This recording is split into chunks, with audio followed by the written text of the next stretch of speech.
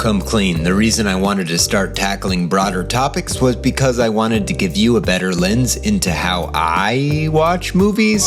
With movies, things have an X factor, and 10 times out of 10, that is the deciding factor for what is ultimately successful and what was designed by a studio to be successful, both critically and financially. Sorry, the mummy. You essentially have to catch lightning in a bottle in addition to play by all of the studio rules to win in this industry. As an artist, you want critical validation from your peers and you want it at scale. The success of a film matters. The money it makes, as well as the artistic footprint it leaves. Don't get me wrong, the film industry is weird. But here's a conundrum. To operate an art form at this scale, you gotta pay for it somehow, make money, make art in that order. Which, spoiler alert, means sequels. Something that tends to the finances of the industry in a fairly direct way, but sometimes, studios take an artistic risk with their big money maker and,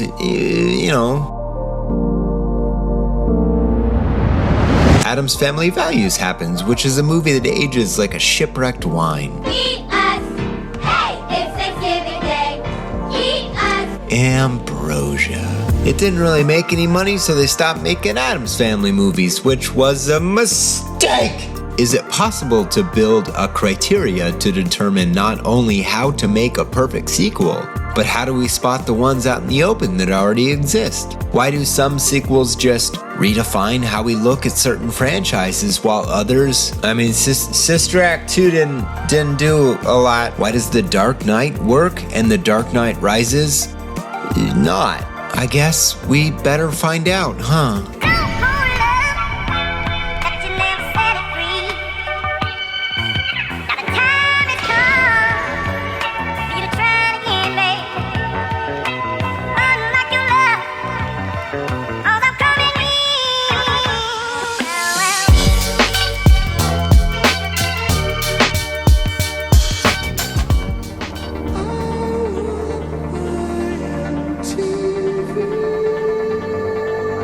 Sequels are a thing, directed by people in the year, all of them.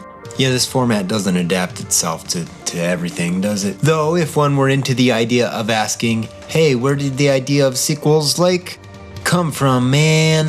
One could say the sequels to Gulliver's Travels, like Memoirs of the Court of Lilliput and The New Gulliver, set us on this path in 1727 and 1730, respectively. But it's important to note that those were not written by the original author of Gulliver's Travels, Jonathan Blow. That is wrong. Jonathan Swift, sorry. It is worth noting that sequels were not high art from their birth. Sorry, The Land Before Time 3, The Time of the Great Giving. Also, look how many sequels there are. But did you know? In cinema, and I love that this is true, sequels go all the way back to the beginning, to my boy George Méliès, a man you will remember from my Hugo episode who made a sequel to his film A Trip to the Moon called The Impossible Voyage. Fast forward a little bit, and I hate that this is how history went, but the first talkie to get a sequel was the jazz singer Jesus Christ! In the form of The Singing Fool, a film with just as much blackface as moving forward to the Bela Lugosi era of dropping hot horror mixtapes of the classic Universal Monsters variety. I'm sure everyone remembers Bride of Frankenstein because it's actually good and stuff. But who could forget Dracula's Daughter and Son of Frankenstein? Also, here's a f***ed up, but did you know Igor is deformed and he has a hunchback because he was arrested for grave robbing and then hung for it. But he didn't die, just deformed his neck and body. And yes, you might be condescendingly explaining to yourself in your brain that, actually, Frankenstein was the mad scientist, not the monster. To which I say, duh. Son of Frankenstein is about Dr. Frankenstein's incredibly boring progeny, Brian. Wait, nope, Baron Wolf von Frankenstein, a subtle name for a subtle movie. Like, there's a lot of murder in this movie, including Igor. Spoiler alert! 1939. You'll see that. They hanged me once. Sequels are the bread and butter of a studio because they do one thing very well, which is generate revenue. Which means that the likeliness that a sequel could do something more artistically relevant than the original, like The Godfather 2 or 22 Jump Street, happens a lot less of the time. Did you mean to do the second one? Okay. 102 Dalmatians, like, that's too many dogs. Although that film did result in the Sega Dreamcast game 102 Dalmatians Puppies to the Rescue, which is widely agreed upon to be the best Dreamcast game of all time. Really, my point is that there wasn't a point in history where sequels weren't used as a soulless cash vacuum marketed to the lowest common denominator. Brian! That is intrinsic to their DNA, which to me makes the accomplishment of the really good ones that much more impressive. Like Before Sunset and Before Midnight are sequels, and I can't imagine burning up the box office every 9 years was their primary goal. Art was. Sequels can be good, even if the criteria to create winning ones is kind of elusive. Which brings us to... That is probably too long.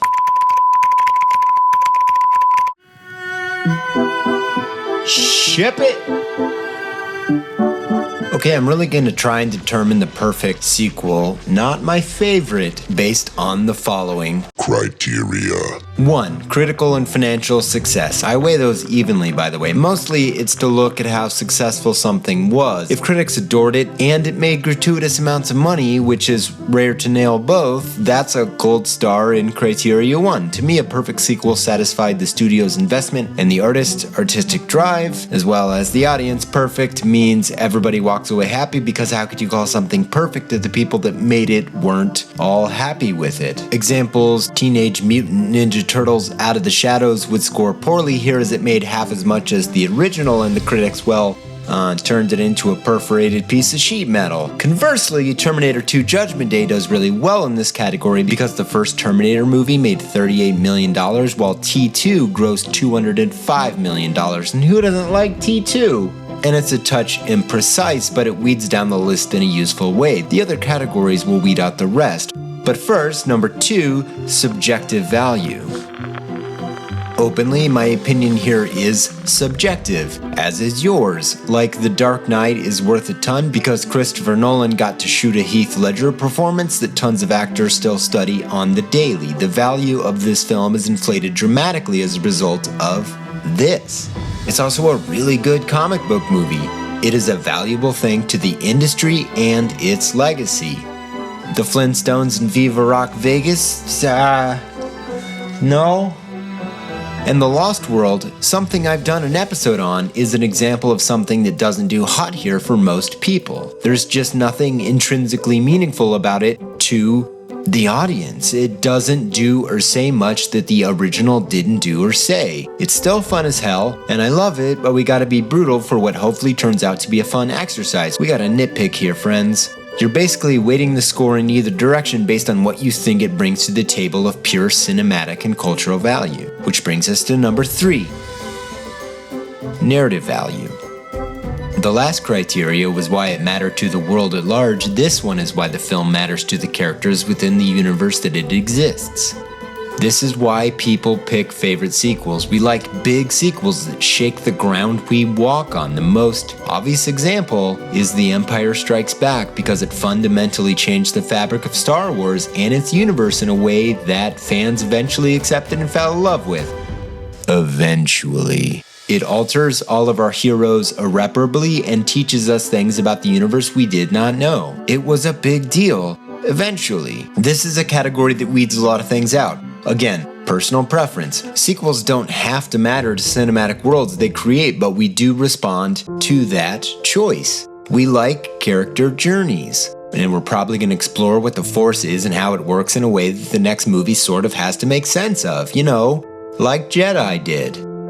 And Scream 2 killed Randy, which sort of inadvertently killed their entire franchise, as the bit was that he could acknowledge the tropes of horror while living the horror out in real time. He was a fundamental aspect of the franchise, and the audience reacted with their wallets. alter the fabric of the universe in a way that makes people deepen their love for a franchise, not weaken it. That's hard. And those are just the criteria that I have selected for my own personal answer here. I don't mean to illustrate that you have to use these exact same categories, but I am saying it's important to build a criteria and a structure for determining subjective answers like this. I find that it makes the answers surprising, and we're getting to why this is surprising in a moment. Okay, skipping to the good part. After thinking about this all night and running every movie through these criteria, and again, you should feel free to disagree with them because I'm only trying to determine what I think is the perfect sequel, but I was surprised by it. Anyway, given these criteria, I think the most perfect sequel of all time is, again, this isn't about which movie is my favorite, it's which one is perfect.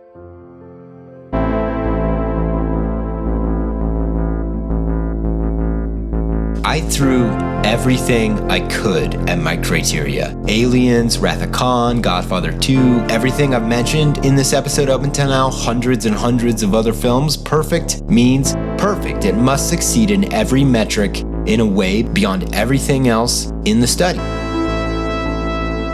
Toy Story 2 didn't win by a little. While every other movie would find a way to come up short, Toy Story 2 shattered every criteria I had. This was not close, and I was surprised by that. Okay, it made a ton of money, and it is held in amazingly high regard among fans. Critics adore it, and while we're curve busting, it still has 100% on Rotten Tomatoes. Criteria 3, cultural value, is where it goes through the roof. Toy Story 1 and A Bug's Life left the world believing this Pixar place was onto something. Toy Story 2 made them gods. It wasn't even supposed to be anything but a straight-to-DVD sequel. There's overachieving, and then there's that.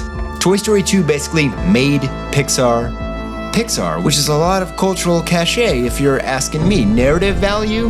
Hey, first movie had this great message about kids growing up and finding newer and cooler toys to play with. 2 taught us that humans will abandon you because the indifferent march of time slows down for no one. Somehow they made that fun. I don't. And the Sarah McLachlan song about Jessie that stomps on your heart like it's a Ritz cracker on the floor of a dance hall on line dancing night. So given all of that, I think Toy Story 2 is the most perfect sequel ever made. And that answer surprised me a bit, going through sequel after sequel and trying to find something that just succeeds at a level that other things don't. But here's where you come in. Here's the trippiest thing. What got really close? Everything would have this one dent in the armor. Fast 5 scored remarkably high in a couple criteria. 5 single-handedly took that franchise from joke to a hero, then retroactively applied that heroicness to every other movie in the franchise. Everything is just a little bit imperfect though. Did you know that The Godfather made $87 million more than The Godfather Part 2? Did you know that Alien made only about $4 million less than Aliens, but Aliens cost $7.5 million more? Not by much, but Aliens did worse than Alien, though they both did incredible critically. Did you know that Back to the Future 2 did $92 million less than the first one? And 3 did $30 million less than that. I took this stupid seriously. I made super specific criteria and treated it like the law for a few days. Kill all of your darlings. Don't think in terms of your favorites, think in terms of why those things are your favorites, and then apply that criteria to everything under the sun. What comes back, I guarantee will surprise you. Perfect to me means everyone from the audience to the critics to the investors to the studio suits to the artists behind and in front of the cameras. Everyone walked away happy. Pixar went on a string of wins I can only describe as the Cy Young of 3D animated kids features. He's the winningest player in baseball ever. That's why I picked Toy Story 2. It mattered to the most people for the biggest reasons, and some of those reasons were probably a new yacht called Fuck Yeah, Toy Story 2! You can take or leave my criteria or my assessment of them. That sort of wasn't the point because I wanted to do a larger experiment with all of you. I want everyone who wants to participate to write your own criteria for what you think makes a perfect sequel. Think about it from the perspective of more than just yourself. Instead of the usual garbage of, I wrote this Sorry. Every YouTube comment section ever. What if we made one valuable for once? Post your criteria, what you learned from them, and present a result.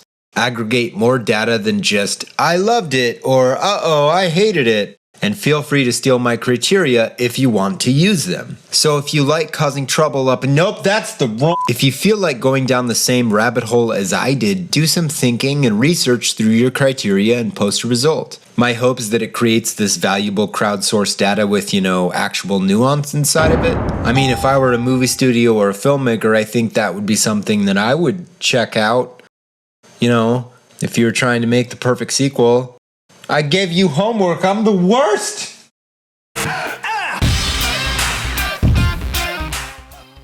Okay, first of all, big update. We hit 100,000 subs. Someday we'll get our silver play button. I don't know. Still waiting on YouTube to get back to me on that one. It takes a while. It's fine. Wow, a lot of new names on here on the Patreon, which I'm getting to. Brett Brizzy, Carlo Parator, Trey Bouchard, Sam Bacon, Abdul Rahman, Abdulaziz, Dr. Chike Copyright, Pfeiffer, Julian Rodriguez, Brosephine, Tim Shannon, Bednar, Ducky. So, we updated the Patreon video. Now it's with me and Dad. It's sort of explaining the movies Mikey Filmjoy process, all the stuff we do. There's new rewards. None of the old rewards are gone. You should definitely check it out. Again, patreon.com/moviesofmikey. You can see a lot of my high-tier patrons running by right now, like Andrew Hackard, Ben Patton. Okay, Ben has shows on this channel. I can't call him out.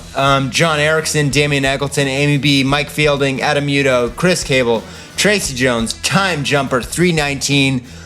Sorry, the other 318 Time Jumpers.